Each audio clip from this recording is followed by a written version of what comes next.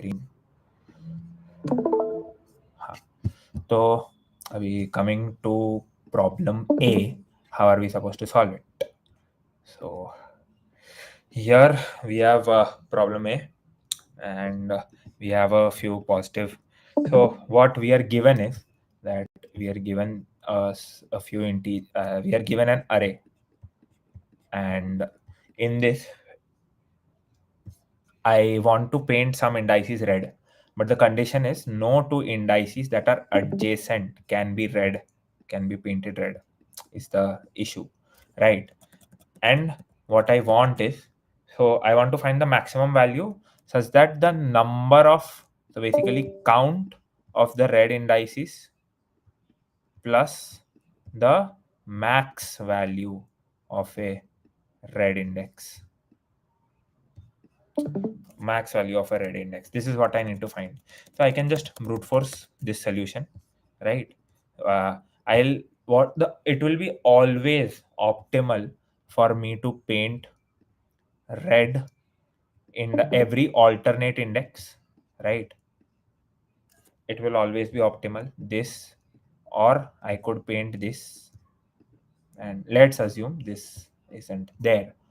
And of these, I can maintain a max score of these values, and I can maintain a max score of these values, and in the end we just add.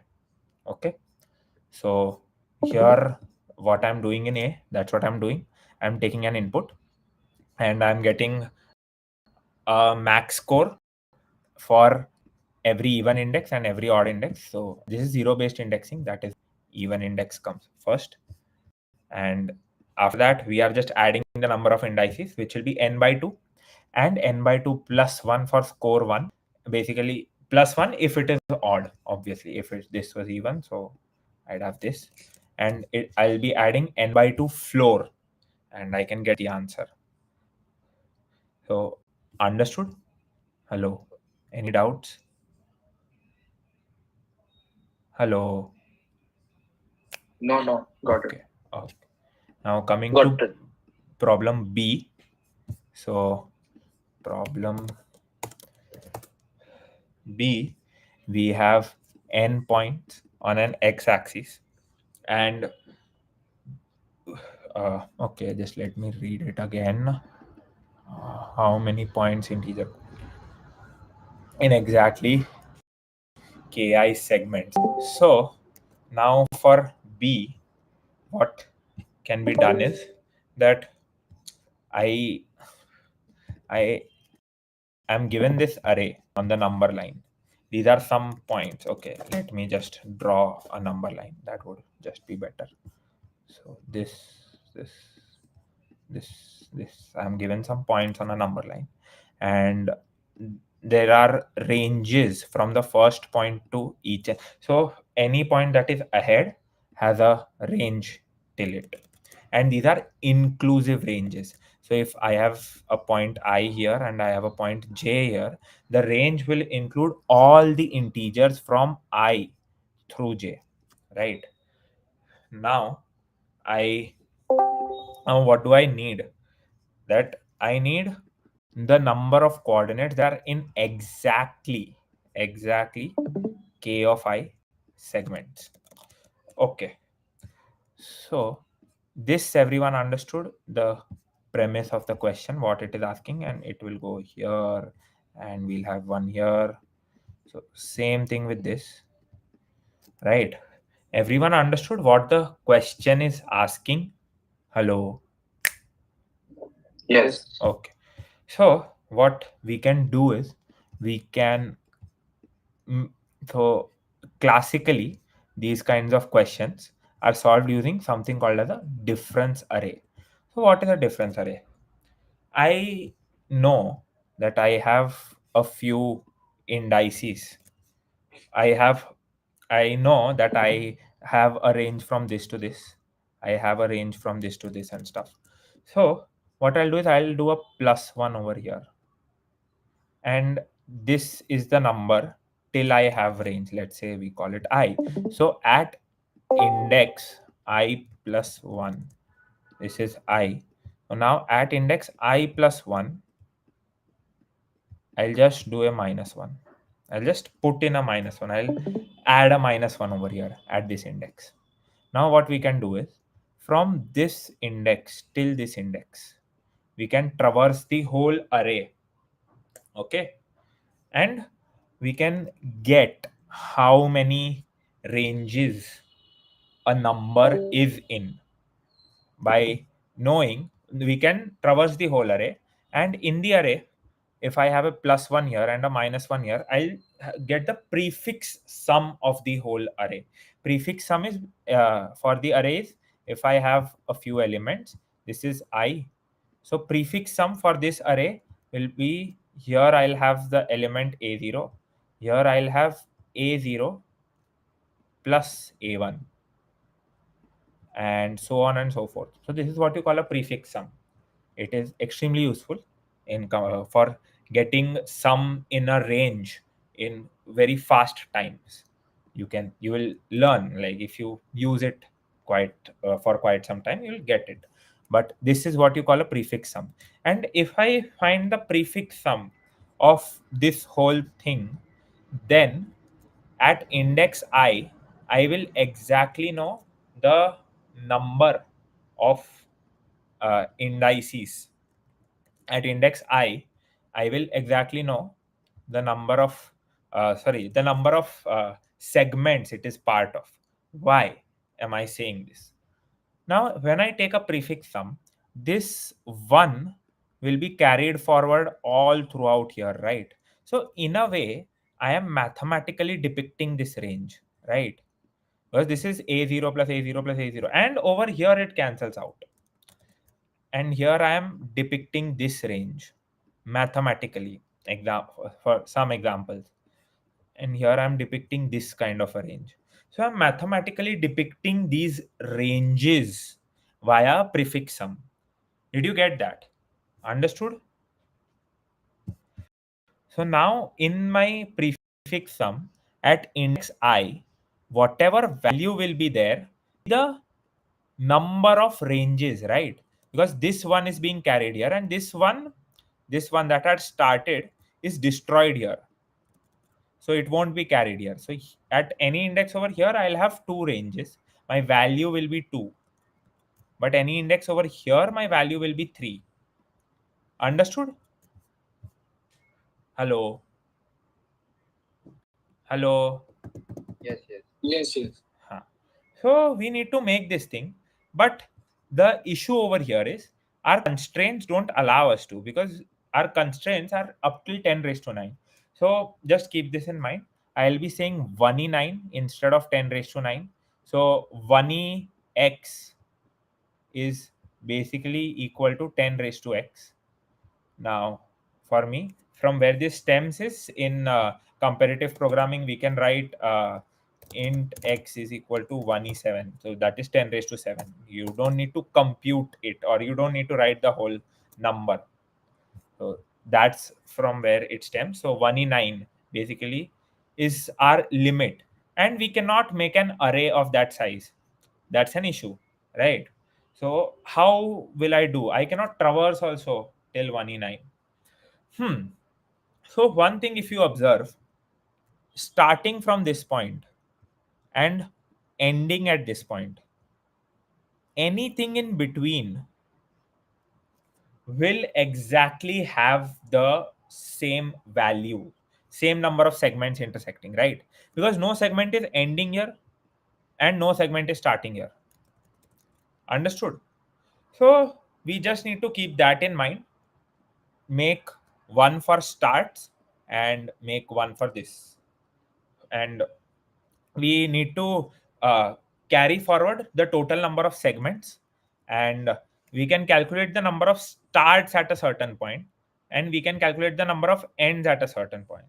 So the starts at a point are equal to n minus I minus 1 for zero based indexing, and number of ends, basically something that is ending here. So like the next index is not included, will be I, exactly I. There'll be I endings at this point.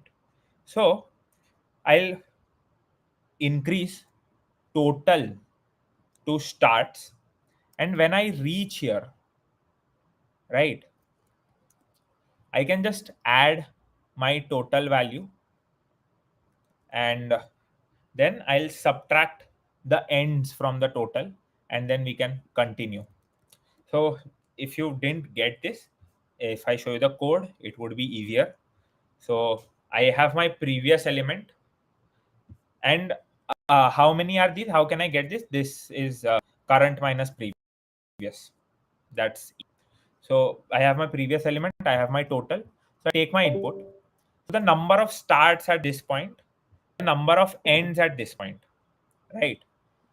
So total plus the number of starts, basically this point that has the number of starts, right? So total the number of starts that I have added at this point.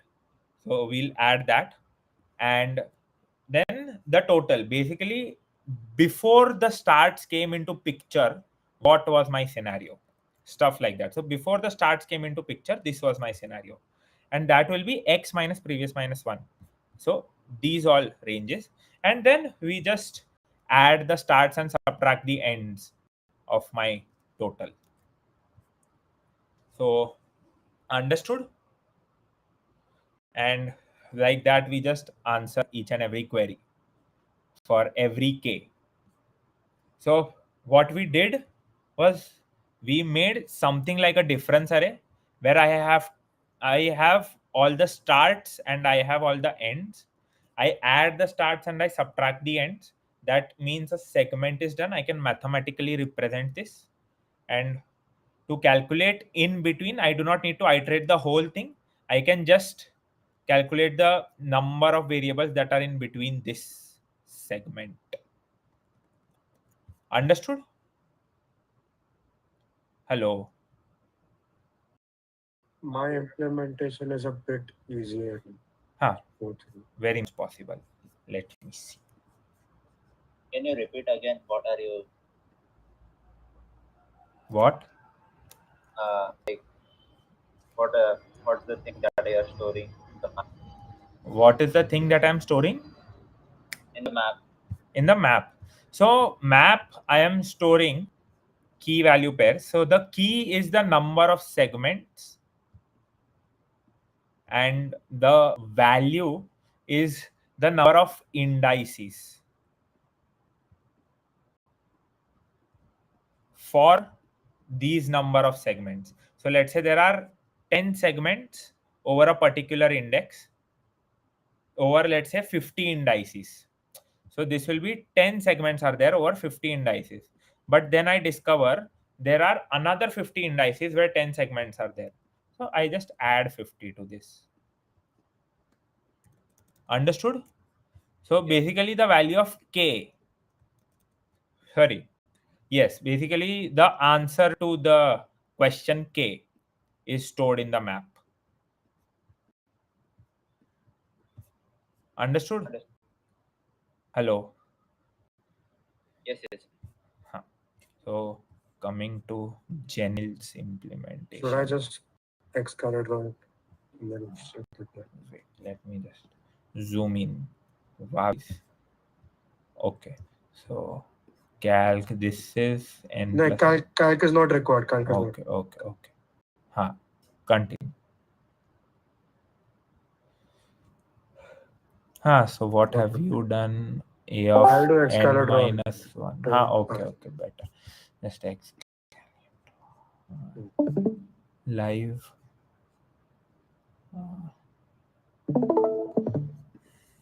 Yes. Okay. So now let's just keep it 1, 2, 3, 4, 5. Okay. Let's not focus about the middle elements. Just focus about this. So now for this to be included, you have like basically all the left numbers you can pair it with, right? For the first number, all the numbers to the left. So this is 4. Okay. For 2 to be included, you can pair 2 with all the left ones and the right ones, correct? So you have left plus right.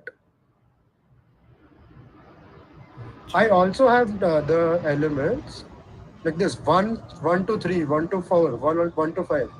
That also goes through 2. So what is that? That is just left into right. Because that'll be all the pairs of left and right. Oh. Okay. Oh. So that is for a particular specific element. कि 2 hai to 2. But now coming to the middle numbers. Let's say it is something like 5, 7. To calculate for 4 and 5, here what we're considering, starting from here to those, like left represents starting from here to the left, right represents starting from here to the right. But those we won't consider for these numbers. So it's just left into right for all the numbers in the middle. Because we're overlapping these numbers basically. So it is like if you see the code here, my current elements k is left into right plus right into right plus left. Okay, and that I added to the map. But for the numbers in the middle, that is my next, it is just left plus 1 into right. Why is it left plus 1? Yeah, left plus 1, it is important because here we're considering left into right because this into this disjoint. But now for these numbers, this 2 and 5 ka 7 ka pair will also be counted, correct? Basically, I've considered 1 5, 1 7 in my left into right. But 2 5 and 2 7 both are still overlapping for 3 and 4. So that is basically left plus 1 into right. So that's why it's left plus 1 into right. That is it. And the number of numbers in the middle is just you subtract your next minus my current and minus 1 because I'm excluding both the ends. And just decrease left, increase right. Increase left, decrease right, starting with 0 and ending. Does it make sense? Yes. Better solve. Yes. So now coming to problem C. I don't know if this is correct, but this should be correct. If this isn't, I don't know what to do because I have a proper proof for this at this point. Okay. So what are we supposed to do? Now we have what we are given is a few cards of a certain value, and these cards cannot be placed on top of each other. Okay. So at the end of the day, what I need to do is I need to make a deck of cards where I utilize all my cards. I can also buy a few cards, but in a deck, all cards have to be distinct. That is the condition. So what is the maximum height of a single deck that I can make? So now you cannot stack cards one above the other, right? So you can assume that you have, you can assume here that you have a proper log of cards. Okay. You can assume this, you have a log and you have a few blocks of this area of 1 cross number of the frequency of that card. And you, what you can do is you can stack these blocks or you can put them side by side. What I want at the end of the day is a rectangle with integer sides. Understood what the question boils down to? You can think of the question this way, correct?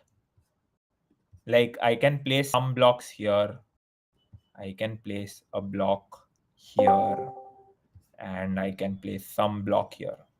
Understood the question? So I need this much area for me. I need a block of this length and breadth. So, and if this is greater than my k, then I'm happy. Sorry, if this is less than or equal to my k, then I can make a deck of this size. Understood this much? Hello? Hello? Yes, yes. Huh. Yes. To make a deck of, let's say, size k, and I want to of size, so I'll just incrementally find size 1, size 2, size 3, size 4, size 5, size 6. One on one, I'll just go. So, how much k is required for me to make a deck of that size, right? So, I'll have a certain base, right?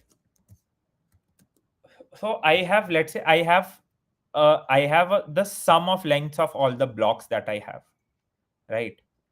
Let's say it is sum, and I want to make the decks of some height h, right? So the first thing that I want is that this sum should be divisible by h, correct? I want to make it divisible by h. If it is not, then I add a few items in it. So that will be, what I can add is sum upon h seal, right? I can add sum upon h seal items to this whole thing, right?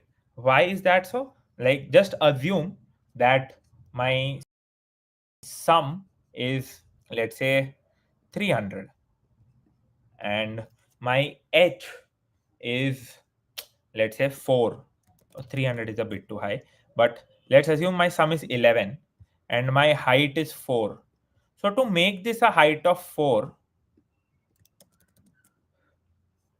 sorry, yeah, so to make this a height of 4, I need to add a few elements, right, to this thing. So that we have to add, and after I add a few elements, now sum is clearly divisible by h after I add those few elements. Are we clear about that? Hello? Hello? Yes. Ha. So I can add a few elements. Now, what will be the height of each of these logs? Or, like, I have a height h, and this is the thing that I have. So will be the height of this thing if I want to have it? What should ideally be the height of this thing? Sorry, what should ideally be the width of this thing?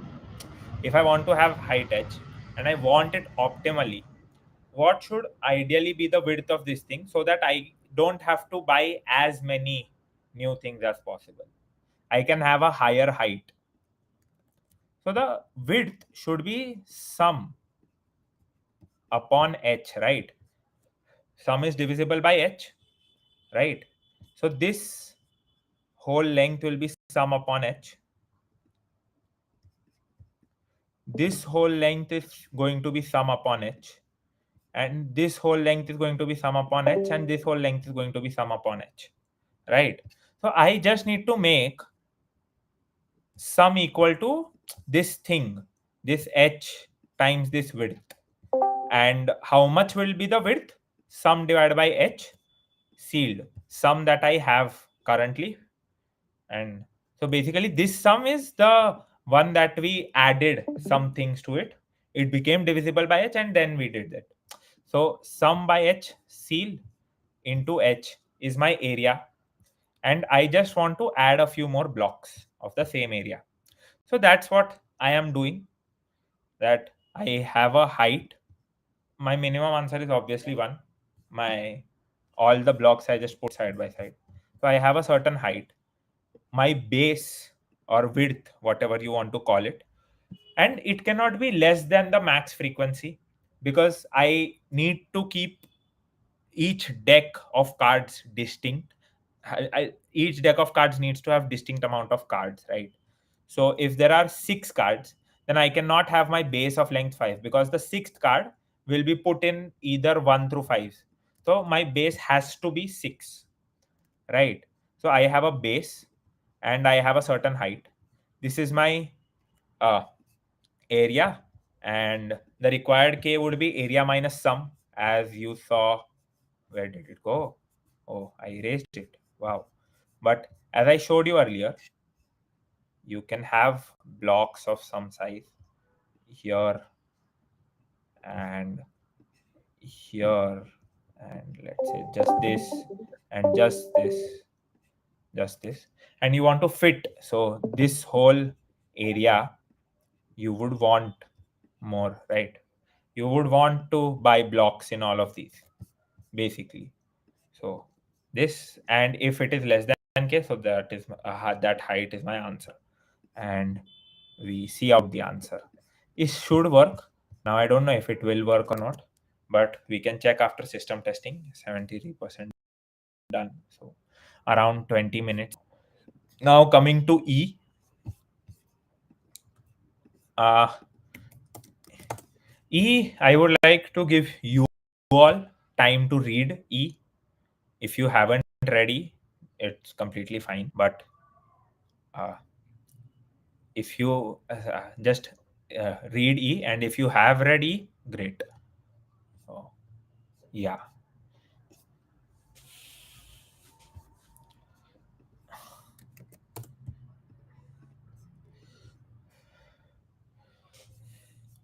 So once you read, just ping me or just tag me or just say something once you have read E.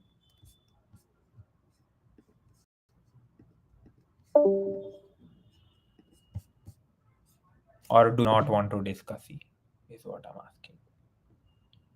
Hello. Yeah, we can discuss it. Oh, you want to? Just read it once. E shouldn't be that hard. E is quite easy.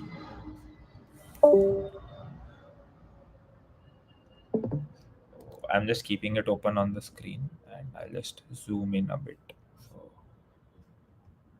you can also see it well. Nice.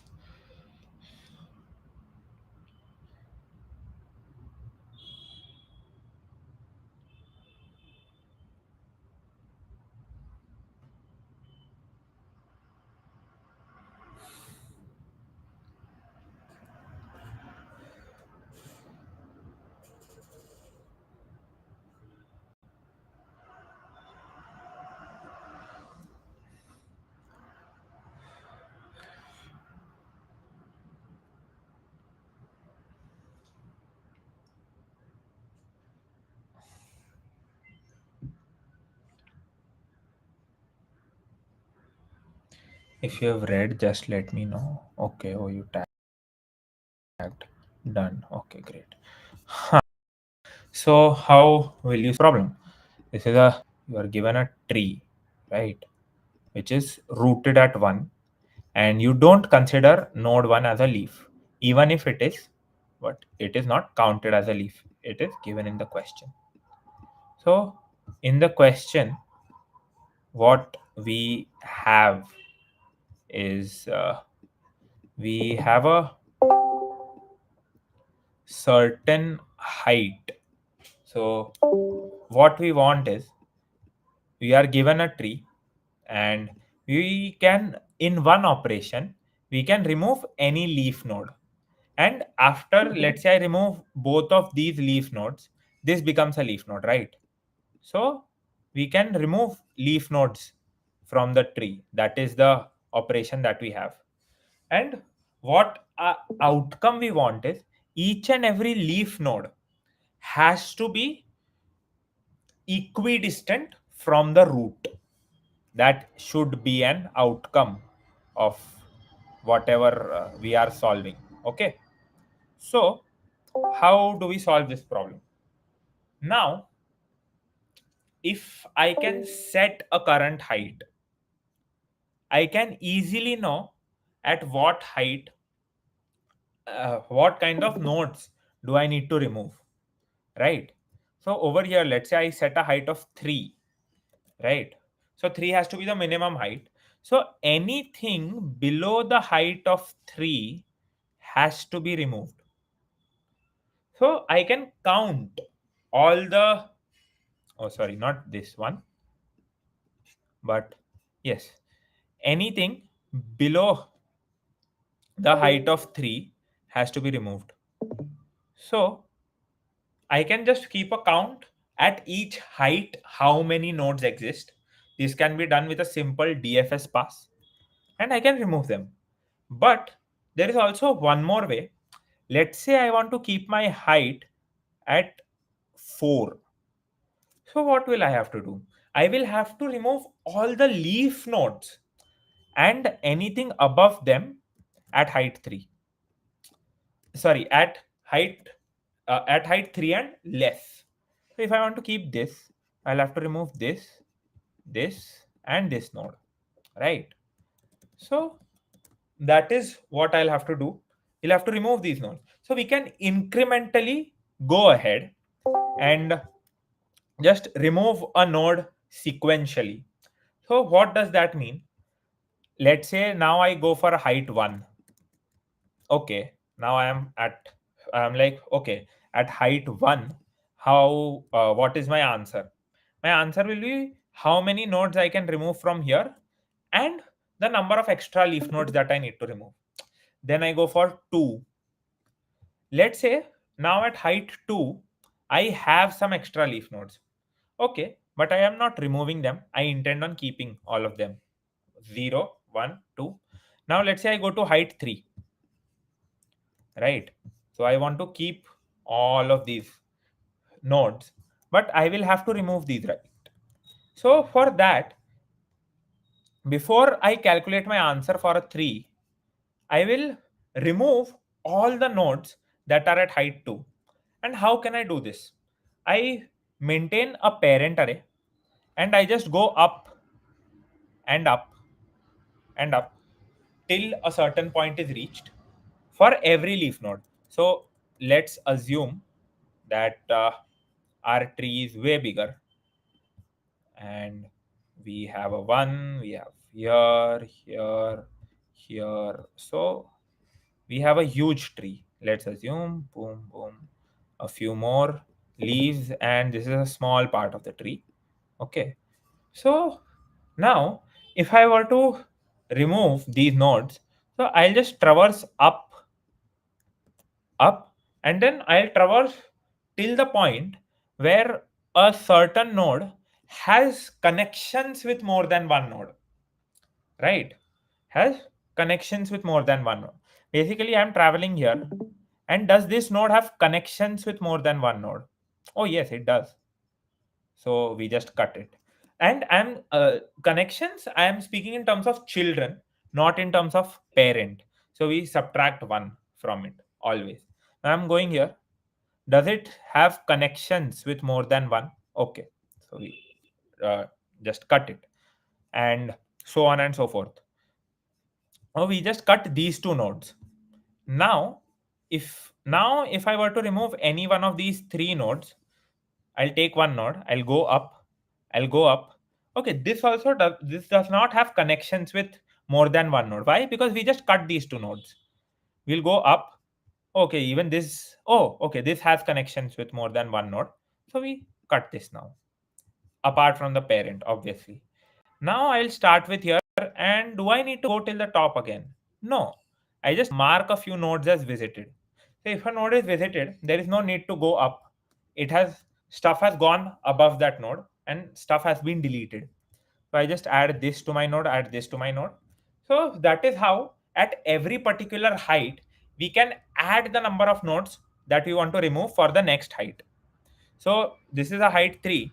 Now I want to go for a height 4, let's say. So I will remove nodes at height 3 and nodes at height 2. So nodes at height 2 I had already removed while calculating for 3. So same thing here, and that is how you can do it. Now this removal part you can achieve with a set instead of a vector of vector in the adjacency list.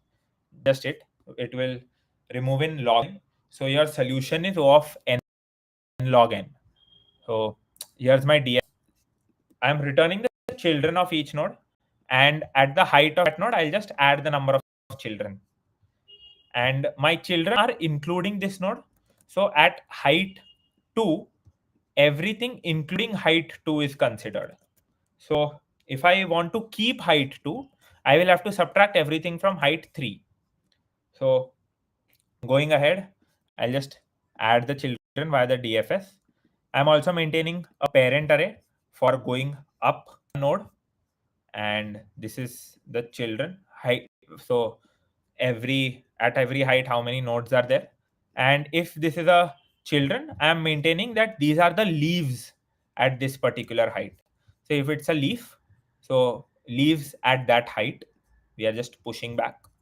Now going forward, we'll make the adjacency list and make these arrays perform a DFS by maintaining a visited array. And this is my add value.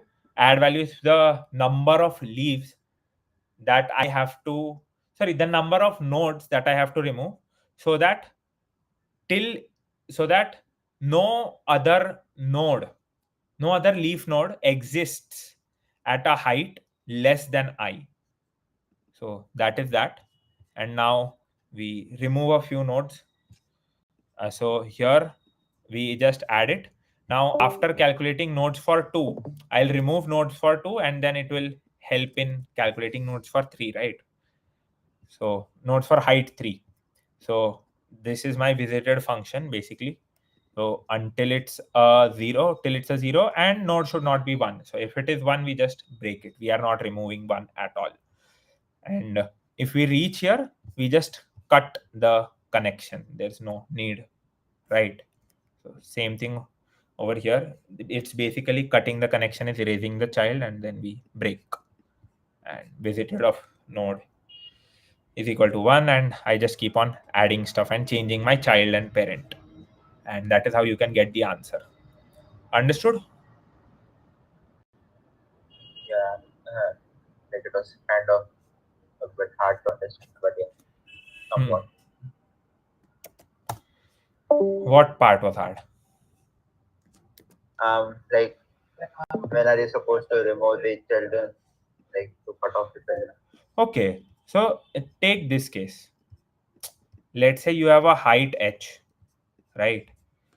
You want all your leaves to be of height h. Okay, so you will remove all the leaves that are less than height h.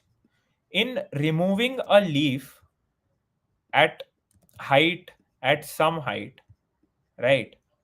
So let's say these are some of my answers, and I have a leaf here, and I want the distance to the leaf to be distance to the leaf from the root node to be this value, to be h. Let's consider this height h, and I want, so anything below a height h has to be removed, which we are calculating in the height nodes array, right? Any All the nodes that are at a certain height, so that are above a certain height rather. So I have, here is height h, this is h plus 1. So all the nodes after height h plus 1 have to be removed, including h plus 1, obviously. And now any and every node that is a leaf below height h, including h minus 1, has to be removed. So if I remove this leaf and I remove this leaf, this will result in causing another leaf, right? Which is an issue for me. So I'll remove this leaf too. I'll remove this leaf and I'll remove this leaf.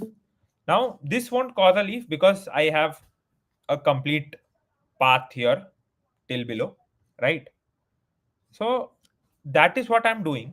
Now if I were to calculate my answers for, let's say, height h plus 1, there's another node here, and this is at height h plus 1. The number of leaves to be removed is still the same, right? From here, we need not remove them again because we have removed them before for calculating h. And now when we get this h, we just remove all the leaves that were at height h while calculating for h plus 1. Because we calculated for everything before, right? So that's just it. Understood? Yeah. Okay. Any other doubts? Anyone? I hope system testing it's done. I don't know. It just might get over. Oh wow, I can submit now. Finally. Good. Let's see. It should give me an AC at this point. This is my Someone is saying reasoning. your code passed. Huh? Someone is saying your code got AC. Oh, see. Who said? No, your code got AC'd. Yes, my Someone is, E passed. yeah. Oh, Zor. Oh, Mr. Zor. Wow. Yes, my E passed. But E passed, right? But what about C? Wow! C passed! Magic! I should have played. Ah, wow! Magic!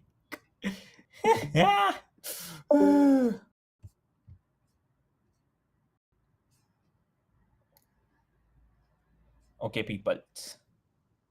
So, anything else you all would like to ask? Any doubts? Hello. If it's a no, please tell. I can understand. It helps me continue the lecture further, or no, continue the session further. Please, some feedback. Okay. Any doubts? Yes, no. Hello.